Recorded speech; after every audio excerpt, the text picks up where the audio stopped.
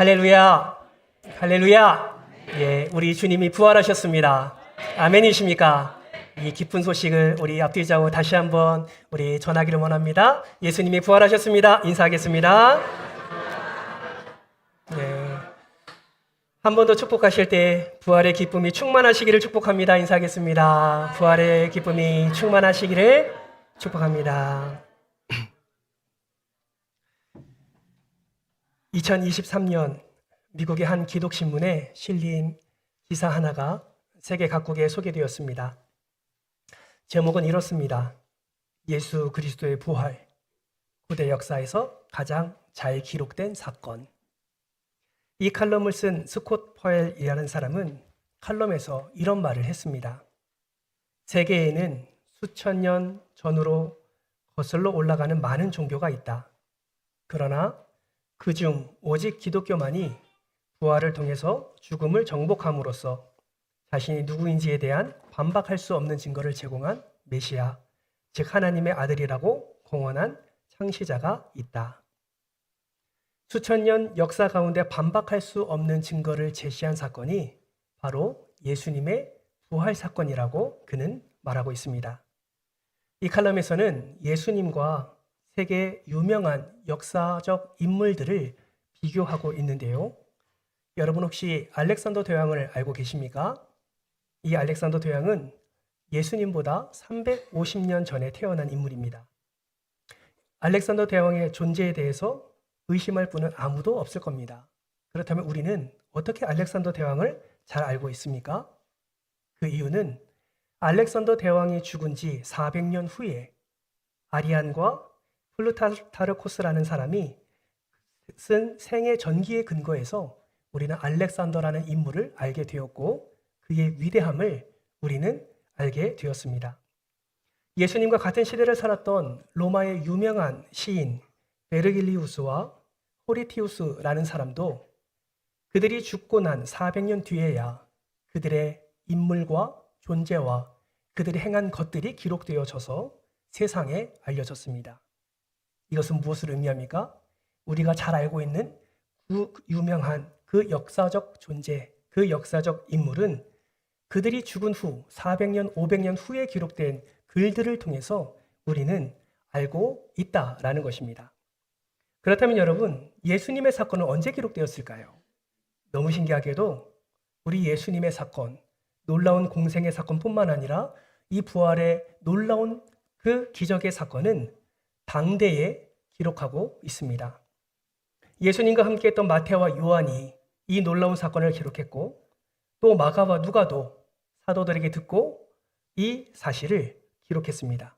신기한 것은 우리가 알고 있는 많은 역사적 인물보다 예수님에 관한 저작물이 1000배나 많이 기록되어 있다라는 사실입니다. 여러분 이것은 무엇을 지금 말하고 있습니까? 예수님의 존재는 역사적으로 증명되었고 예수님 행하신 모든 사역 그리고 십자가에 달려 죽으심과 3일 만에 부활하신 모든 이 사건은 사실이라는 것을 우리는 기록물에 통하여서 알 수 있게 되는 것입니다. 그러므로 우리는 당당하게 말할 수 있지요. 조금 전에 우리가 서로에게 축복하며 고백한 것처럼 예수님은 살아나셨다라는 고백을 우리가 믿음으로 할 수 있는 것입니다. 또한 어떤 사실을 통해서 이것을 사실이라는 것을 알 수 있습니까? 제자들의 삶을 보면 알 수 있습니다. 제자들은 예수님을 전하다가 기꺼이 순교했습니다. 그 이유가 무엇입니까? 부활이 사실이고 부활을 확신했고 또 성령님이 임재하셔서 충만케 하시는 은혜를 경험하고 나니 예수의 길을 따라가지 않을 수가 없었던 것이죠. 제자들이 순교할 수 있는 이유를 우리는 굳이 찾자면 예수님의 부활 때문이다라고 말할 수 있습니다. 그렇습니다, 여러분. 예수님의 부활은 소설이 아닙니다. 예수님의 부활은 실제요. 예수님의 부활은 역사인 줄 여러분 믿으시기를 바랍니다. 어느 사료보다, 어느 많은 자료보다 수많은 자들의 목격자들이 이것을 고백하고 있고 수많은 자료들로 인해서 이 역사적 사실이 증거되고 있음을 밝히 말하고 있습니다. 그런데 세상 사람들은 여전히 부활을 인정하지 않습니다. 대표적인 인물이 AD 2세기에 살았던 유명한 철학자 켈수스라는 사람이지요. 이는 부활에 대한 비판적인 글을 엄청 많이 기록했습니다. 그가 강조한 비판의 글이 너무나 많은데 그 비판한 이유가 너무나 단순합니다.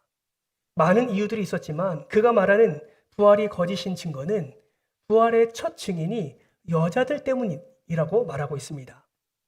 여러분, 우리나라에도 옛날에는 여자를 귀히 여기지 않았지요. 지금은 여성 상위 시대를 살아가고 있지만 예전에는 남자가 더 귀하게 여긴 바 되었습니다. 그래서 남아선호 사상이 우리나라에도 팽배했었죠. 여러분, 이 당시에도 여자라는 신분은 귀하게 여김보다 천하게 여김받는 시대였습니다. 헬수스가 말합니다. 어떻게 부활이 유명한 사건이고 기독교에 있어서 너무나 중요한 사건이라면 여자를 통해서 그것을 보게 하고 증거하게 했냐라는 거짓된 그런 뉴스를, 허무맹랑한 사실을 이야기하고 있다라는 것이죠. 여러분, 생각해 보십시오. 여자가 부활의 증인이 되면 안 될까요? 그렇지 않지요. 오히려 이거를 반대로 생각해 보면 만약에 부활이 거짓말이라면, 부활을 꾸며내서 뭔가가 다른 의도로 이거를 꾸며냈다면 아마 그것을 꾸며낸 사람은 여자가 부활의 증인으로 기록되지 않고 오히려 유대인들의 아주 총망받고 존경받고 권위 있는 그 사람으로 하여금 예수님의 부활을 보았다라고 증거했을 것입니다. 이는 무엇을 말합니까? 오히려 부활의 첫 증인이 여자였다는 사실은 꾸미지 않는, 있는 그대로의 사실이다라는 것을 우리는 말해주고 있는 것입니다. 헬수스뿐만 아니라 지금도 가짜뉴스는 계속해서 퍼져나가고 있습니다. 무덤을 잘못 알고 부활했다고 말하는 무덤 오인설과 가사설, 즉 예수님이 완전히 죽지 않고 기절했다가 탈출했다는 주장, 시체 도난설, 제자들이 시체를 훔쳐다가 부활했다라고 거짓으로 말하는 주장, 그런가 하면 환상설, 예수님을 너무 그리워해서 헛것을 봤다는 주장, 신화설, 실존 인물이 아니라 신화적인 주장이라고 하는 그런 설도 있습니다. 사랑하는 성도 여러분, 이런 모든 것은 다 거짓된 것이죠. 앞서 말씀드린 제자들의 삶을 보아서도 이것은 거짓됨을 우리는 분명히 확인할 수 있습니다. 예수님을 위해 순교한다는 것은, 목숨을 버린다는 것은 이러한 모든 거짓된 것을 반박하는 확실한 증거입니다.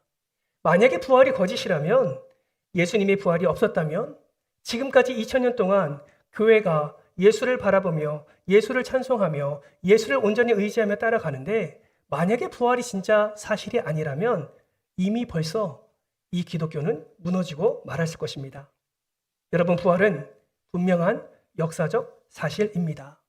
예수님이 부활하시고 40일 동안 머무시면서 사도들에게, 많은 사람들에게, 최소 500여 명의 형제들에게 나타나셔서 직접 자신의 몸을 보여주시고 직접 부활하신 것을 보여주셨습니다. 사랑하는 성도 여러분, 오늘 이 시간에도 우리 눈에 보이진 않지만 부활하신 예수님은 하늘 보좌 우편에 앉으셔서 우리의 예배를 바라보시며 또 이 자리에 성령 하나님이 함께 하셔서 우리의 예배를 기뻐 받으시는 줄 여러분 믿으시길 바랍니다. 예수님은 살아나셨습니다. 지금도 살아 계십니다. 지금도 우리의 삶에, 우리의 가정에, 우리의 일터에 예수님은 친히 살아 계셔서 저와 여러분과 함께 하심을 믿으시기를 주님의 이름으로 축복합니다. 그냥 살아 계신 것만 아니에요.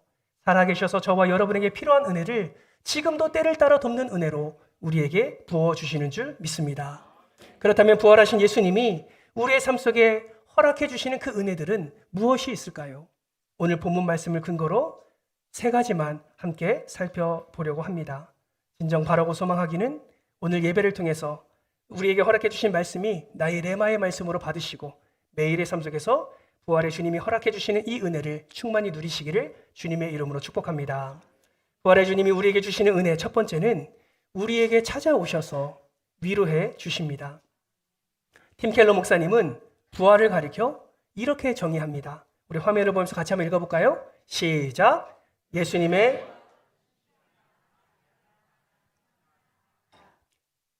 부활은 신기한 마술이 아니라 침략이다. 무엇을 의미할까요? 부활은 그저 예수님의 몸이 다시 살아나거나 특별한 현상처럼 보이는 마술이 아니다라는 것입니다. 예수님의 죽음과 부활을 통해서 전능하신 하나님의 능력이 임재하고 그것으로 말미암아 우리에게 위로의 은혜를 허락해 주시는 실존이다라고 말하고 있는 것이죠. 여러분, 부활의 예수님은 우리 안에 침략해 들어오셨습니다. 그래서 지금도 우리 안에 함께 하셔서 우리의 놀라운 영적 힘을 공급해 주고 계십니다. 아멘이십니까? 또한 그분은 우리 안에서 위로자 되어 주십니다. 우리가 읽지 않았지만 요한복음 20장 1절 말씀을 보면 여인들 가운데 특별히 더 큰 슬픔에 빠져 있는 한 여인을 발견할 수가 있습니다. 여러분, 그가 누구입니까? 바로 막달라 마리아입니다. 그녀는 누구보다도 예수님의 사랑을 많이 받았습니다. 이 여인도 예수님을 정말 사랑했습니다. 그거 아세요? 제자들은 다 도망가도 이 여인은 예수님이 십자가 지시는 그 자리를 끝까지 지키고 있었습니다. 그 후 마리아는 예수님의 시신에 향품을 바르기 위해 누구도 먼저 발걸음을 옮기지 않는 그 발걸음을 그 여인은 옮깁니다. 뜬 눈으로 안식일을 보내고 새벽에 무덤을 향해서 달려간 것이지요. 그런데 무덤에 도착한 막달라 마리아는 깜짝 놀랍니다. 왜 놀랍니까? 무덤에 돌이 옮겨져 있었기 때문입니다. 여러분, 이 돌은요, 쉽게 옮길 수 있는 돌이 아닙니다. 예수님의 그 시신을 그 무덤에 넣어두고 돌로 그 무덤 입구를 막고 그 무덤에 돌이 움직이지 못하도록 임봉을 했습니다. 또 이 돌의 무게와 크기가 엄청났기 때문에 많은 사람들이 동원되어야 옮길 수 있는 돌이었고, 더 나아가 대제사장의 경비병들이 그 무덤을 지키고 있었기 때문에 함부로 돌을 굴려낼 수 있는 상황이 아니었습니다. 그렇게 철저하게 지키고 무거운 돌로 임봉을 하고 그 무덤에 경비병까지 세워져 있었는데 그 돌이 옮겨져 있는 것입니다. 여러분, 마리아가 예수님께 나아가 그 돌이 옮겨진 것을 보았을 때 마리아의 마음에 어떤 마음이 들었을까요? 놀람과 함께 당황스러운 마음도 아마 마리아 가운데 있었을 것입니다. 그런데 그러한 마음은 이내 두려움으로 사로잡힙니다. 그 이유는 예수님의 시신이 그 무덤 안에 없었기 때문입니다. 아마 이런 생각하지 않았을까요? 이 로마의 병정들이 예수님의 시신마저도 어떻게 했겠구나, 이런 마음이 들 수 있을 것 같습니다. 마리아의 마음에 탄식과 슬픔이 가득 차기 시작합니다. 그런데 그런 가운데 누가 찾아오십니까? 부활의 주님이 찾아오시는 것이죠. 그리고 오늘 보면 15절 말씀에서 이렇게 말씀합니다. 우리 15절 말씀을 같이 한번 읽겠습니다. 시작. 예수께서 이르시되 여자여, 동산지기인 줄 알고 이르되 주여 당신이 옮겼거든 어디 두었는지 내게 이루소서. 그리하면 내가 가져가리이다. 아멘. 마리아가 예수님인지 알지 못합니다. 그저 예수님의 시신에 대해서만 물어봅니다. 그러니 예수님이 어떻게 말씀하십니까? 16절 말씀을 보세요.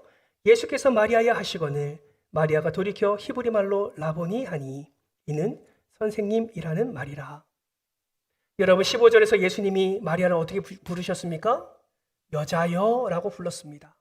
그런데 깨닫지 못해요. 그러니까 16절에서 뭐라고 부르십니까? 마리아야 라고 부르십니다.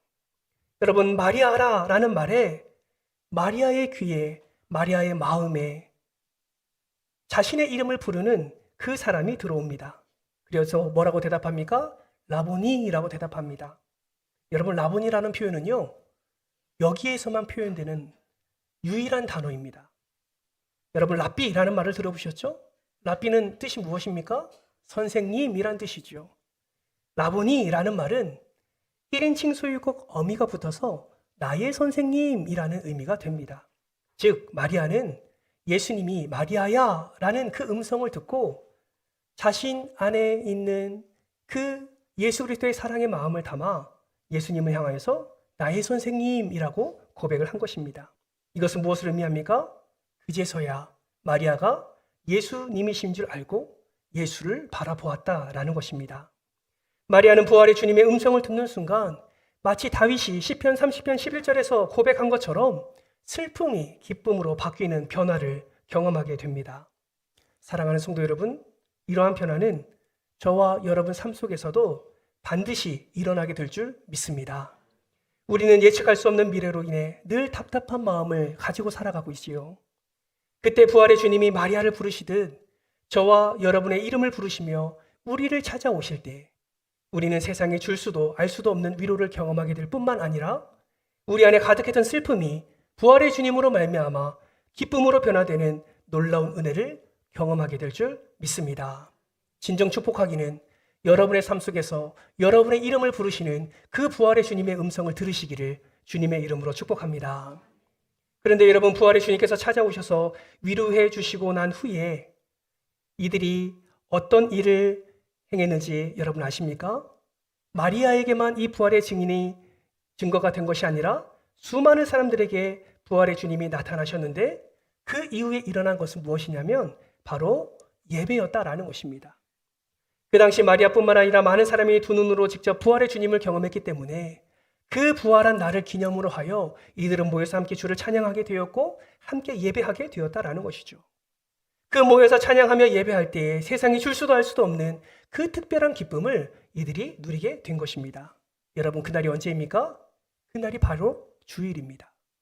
주일 예배를 통해서 부활하신 예수 그리스도를 기념한 것이죠. 그 주일 예배는 오늘도 계속해서 이어지고 있습니다. 이것은 무엇을 의미합니까? 매 주일마다 드리는 이 주일 예배는 예수 그리스도의 부활을 기념하는 날이어야 한다라는 것입니다. 그저 한 주간에 세상 가운데 살다가 그저 하나님께 위로받고 그저 하나님께 은혜 받고 그저 내 삶의 문제를 하나님께 내려놓고 응답받기 위해서 교회에 나오는 것, 그 이상의 의미가 있다라는 것이죠.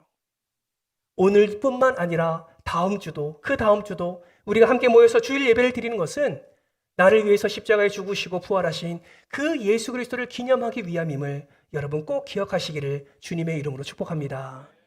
그 부활하신 주님을 기념하며 그 은혜를 사모하며 나오는 자들에게 하나님이 필요한 은혜들을 넉넉하게 부어주시는 것이지요. 바라고 소망하기는 매 주일마다 매 주일 예배마다 부활의 주님을 만나시는 여러분 되시기를 주님의 이름으로 축복합니다.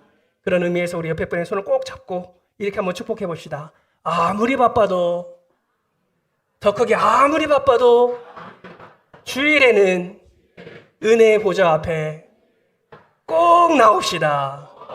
꼭 나옵시다. 아멘이십니까? 이 은혜를 놓치지 마십시오.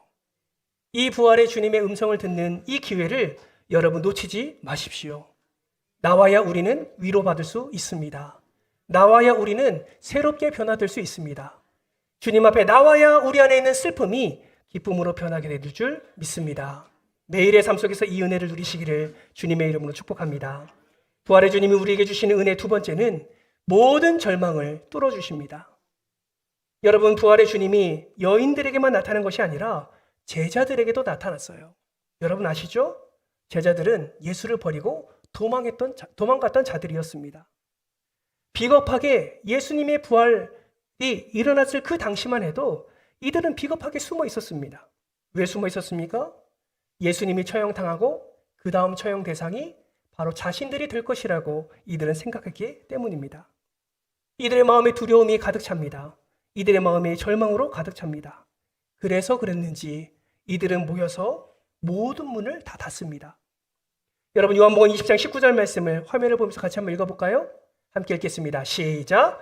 이날 곧 안식 후 첫날 저녁 때에 제자들이 유대인들을 두려워하여 모인 곳에 문들을 닫았더니, 문들을 어떻게 했다고요?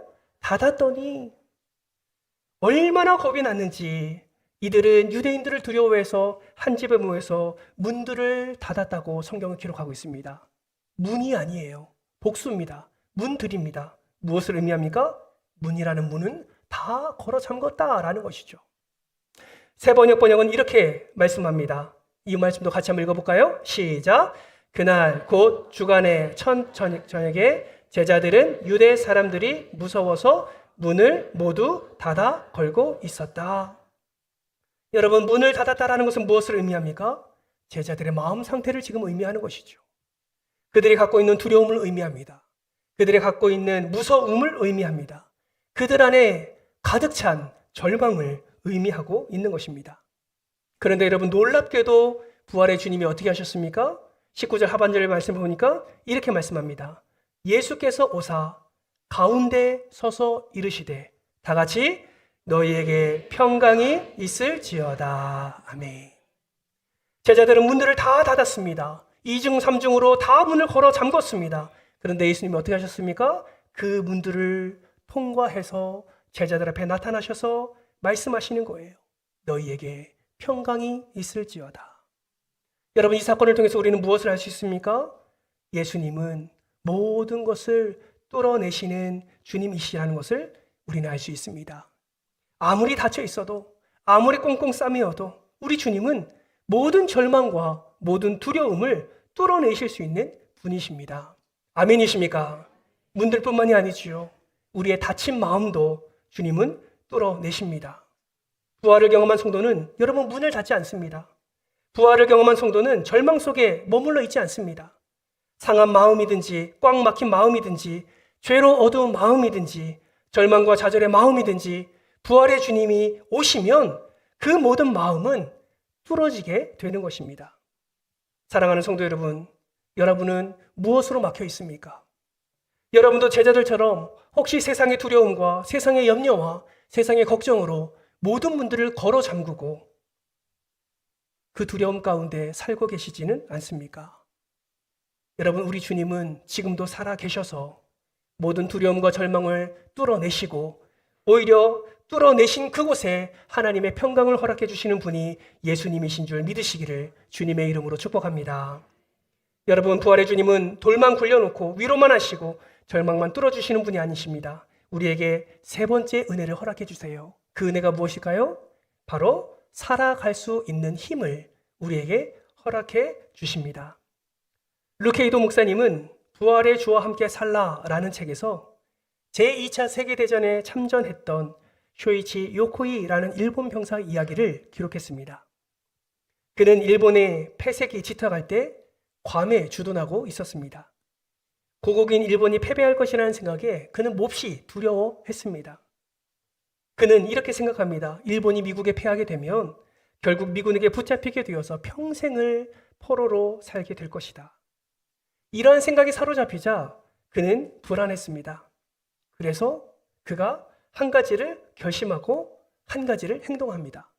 그것이 무엇이냐면 미군에게 붙잡히지 않으려고 밀림으로 깊이 들어가서 동굴 속에서 살아간 것입니다. 무려 28년 동안 동굴 속에서 살았습니다. 밤에만 밖에 나옵니다. 개구리나 쥐, 바퀴벌레, 망고 같은 것들로 먹으면서 목숨을 연명합니다. 오랜 시간이 지난 28년이 지난 어느 날 몇 명의 사냥꾼이 사냥을 하다가 그를 발견하게 됩니다. 그에게 이렇게 말합니다. 이제 밀림을 떠나도 안전합니다. 이 말을 계속해 주었지만 그는 결코 그 두려움 가운데 계속 사로잡혀 살아가게 되었습니다. 그들은 그를 가리켜 이렇게 말합니다. 두려움의 감옥 속에 갇혀서 제대로 된 인생을 살지 못했다. 루케이도 목사님은 이렇게 말합니다. 죽음은 삶에 침입한 불량배다. 죽음은 계속해서 우리를 비웃고 또 속삭입니다. 너희도 언젠간 죽을 거야 라고 말이죠. 여러분, 이 두려움 때문에 무기력하게 의미 없는 삶을 살아가는 이들이 얼마나 많은지 모릅니다. 그러나 불량배와 같은 죽음의 속삭임에 넘어가지 말아야 합니다. 우리 교회도 들려오는 이 무기력한, 이 악한, 이 거짓된 속삭임은 하나님을 온전히 바라보지 못하게 하고 하나님께 가까이 나아갈 수 없게 합니다. 여러분, 이러한 마음, 이러한 생각이 들 때마다 여러분 꼭 기억하십시오. 부활이 죽음을 이겼다라는 사실을 반드시 기억하시길 주님의 이름으로 축복합니다. 오늘 본문의 예수님은 제자들에게 너에게 평강이 있을지어다 라고 말씀하십니다. 그리고 손의 못자국과 옆구리의 창자국도 제자들에게 보여주십니다. 제자들은 그 모습을 보고 예수님이 정말 살아나셨구나 기뻐 뛰었습니다. 그런데 그때 예수님이 이렇게 말씀하시죠. 요한복음 20장 21절 말씀인데요. 같이 한번 읽어볼까요? 시작!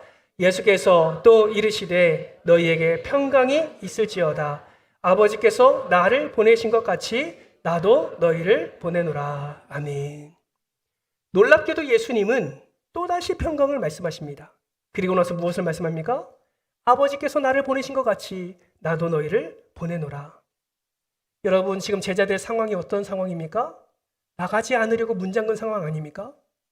나가면 죽을 것 같다는 두려움에 사로잡혀 그들만 꽁꽁 안에 갇혀서 지금 모여 있는 것 아닙니까?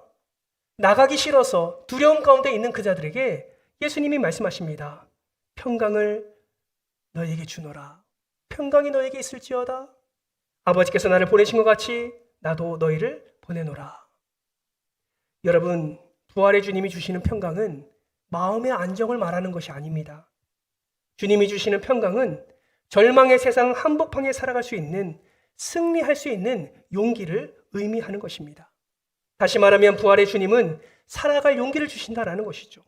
사명을 회복할 힘을 허락해 주신다라는 것입니다. 아무리 절망스러워도, 아무리 고통스러워도, 차라리 죽자라는 마음이 들어도 부활의 주님은 우리에게 주시는 평강을 통해서 다시 우리를 일으키시며, 다시 우리를 살리시며, 다시 우리가 사명의 자리로 나아갈 수 있도록 힘을 주신다라는 것입니다. 사랑하는 성도 여러분, 나도 너희를 보낸다라는 이 예수의 음성을 여러분의 마음에 새기시기를 주님의 이름으로 축복합니다. 세상 가운데 나가기를 두려워하는 자들이 있습니까? 세상 안에서 살아가기에 너무 힘겨워서, 버거워서 절망 가운데 계신 분들이 계십니까? 주님이 여러분에게 평강의 은혜를 더하십니다. 그 평강의 은혜로 주와 함께 그 은혜의 길을 살아가는 저와 여러분 되시기를 주님의 이름으로 축복합니다. 말씀을 맺겠습니다. 헨리 나우엔의 죽음, 가장 큰 선물이라는 책에는 어머니 뱃속에 있는 이란선 쌍둥이 이야기가 나옵니다. 하루는 뱃속에서 쌍둥이 여동생이 오빠에게 이렇게 말합니다. 오빠, 나는 태어난 후에도 삶이 있다고 믿어. 그러자 오빠가 이렇게 대답합니다. 절대 그렇지 않아. 여기가 전부야. 여긴 어둡긴 해도 따뜻해. 우리를 먹여주는 탯줄만 붙들면 다른 일은 할 필요도 없어. 오빠는 뱃속이 전부라고 생각했지만 동생은 그곳을 벗어나 다른 곳에 갈 수 있다고 계속 말을 했습니다. 그래서 오빠한테 이렇게 말합니다. 오빠는 믿지 않겠지만 나는 엄마가 있다고 생각해. 그리고 이 캄캄한 곳보다 더 좋은 곳이 분명히 있을 거야. 마음껏 움직이고 환한 빛도 비치는 그런 곳이 반드시 있을 거야. 그런 동생에게 오빠는 항상 이곳만이 가장 좋은 곳이라고 계속 이곳에만 만족해야 된다고 말을 했습니다. 사랑하는 성도 여러분, 여러분은 지금 어떤 모습으로 살아가고 계십니까? 혹시 지금 예화 속에 오빠의 모습이 여러분의 모습은 아닙니까? 여러분, 어머니의 뱃속에서는 결코 볼 수 없지만 분명히 이 세상이 존재하는 것처럼, 그리고 엄마가 있는 것처럼 지금 우리 눈에는 보이지 않지만 분명 하나님의 나라는 존재합니다. 그곳에 부활의 몸을 입고서 들어가게 되는 것입니다. 지금 우리 눈에 보이지 않아도 우리는 반드시 부활할 것이고 빛 대신 주님과 함께 영생을 누리며 살아가게 될 것입니다. 어떻게 이것을 확신합니까? 우리가 보는 진리의 말씀 속에 이것이 약속되어 있기 때문에 그렇습니다. 그러므로 여러분, 동생처럼 여동생처럼 부활의 몸으로 천국을 누리고 하나님의 품을 마음껏 누리는 주인공 되시기를 주님의 이름으로 축복합니다. 성경 주석가 리처드 랜스키는 이렇게 말했습니다. 우리 화면을 보면서 같이 한번 읽겠습니다. 시작. 마리아는 예수의 시신을 발견하지 못해서 울었다. 만일 발견했다면 우리가 영원히 울 뻔했다. 그렇습니다, 여러분. 무덤을 찾아간 여인들이 빈 무덤을 보고 놀랐지만 만약 무덤이 비어있지 않았다면 어떻게 되었을까요? 우리 기독교도 결국 신이 죽어버린 종교로 끝났을 것입니다. 여러분, 빈 무덤은 사랑이 무력하지 않다라는 것을 우리에게 보여줍니다. 빈 무덤은 죽음으로 얻는 새로운 생명에 대한 상징으로 우리에게 다가옵니다. 예수님은 죽음으로 사는 길을 열어놓으셨습니다. 그리고 부활하심으로 우리에게 승리를 보여주셨습니다. 사랑하는 성도 여러분, 예수 그리스도가 저와 여러분을 위해서 십자가에 죽으셨다가 다시 부활했다라는 이 사실, 그러므로 말미암아 그분이 나의 구원자요 나의 메시아이심을 확신하고 이번 한 주간 동안 부활의 주님이 주시는 이 은혜들을 충만히 누리심으로 하나님께는 영광이요 여러분의 삶 가운데는 기쁨이 넘쳐나는 복된 한 주가 되시기를 주님의 이름으로 축원합니다. 위로받으시고 절망을 뚫어내시는 은혜를 경험하시고 살아갈 힘을 주시는 평강의 복이 여러분의 삶과 여러분의 가정과 일터에 넘쳐나기를 주님의 이름으로 축원합니다.